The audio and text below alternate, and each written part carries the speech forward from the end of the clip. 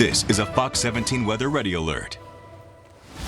Rain has been ongoing for several hours here in West Michigan, and we've already picked up anywhere from 1/10 to around 1/4 of an inch of rain overall.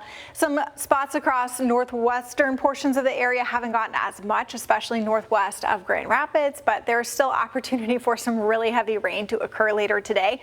In fact, we are along and south of 96 with the exception of Kent and Ottawa counties in a flood watch through 2 a.m. to account for several more inches of rain. Some of our models are not giving a whole lot of rain, but there is a possibility of isolated spots picking up some heavy enough rain that could cause flooding, especially later this evening. This comes in conjunction with a slight risk in yellow here across a lot of West Michigan, basically from 96 south. This is what we call a conditional risk, which means we have to have certain conditions happen in order for this to verify. We right now are fairly cool, but if temperatures warm up at all with a warm front coming in, that will elevate our severe weather threat.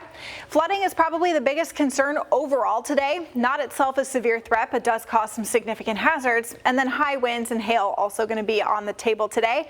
We could have a brief tornado as well, similar to yesterday, just with a natural rotation as this low pressure system comes in.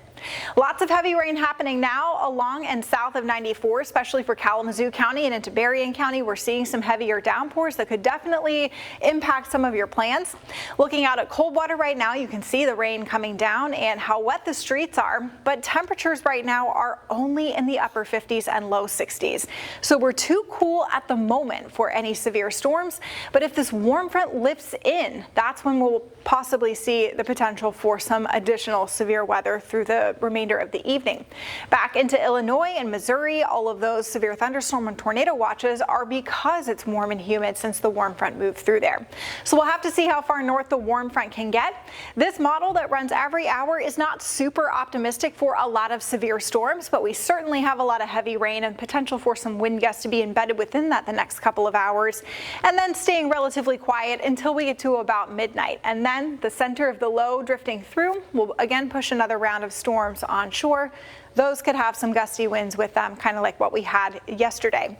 That should move away pretty quickly, so there will be several hours overnight and towards dawn that we are not getting any rain, but then we'll start to see showers kind of creep back in on the backside of this low through the early part of the day tomorrow, but all of the severe weather will then be gone.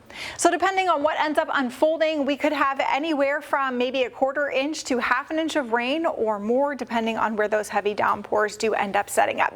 Temperature-wise, tonight will be around 58 degrees, so pretty on par with the last several mornings and a little on the breezy side as well. And as we go through the next couple of days, you can see still staying cool. In fact, tomorrow at 68, one of the cooler days overall. Friday, we're back to low 70s, and Saturday in the mid 70s. Friday and Saturday will be some of the best outdoor days that we've had in a while, although temperatures in general still just look to stay cool. Another round of rain and maybe a few thunderstorms is possible Sunday evening, which is Father's Day.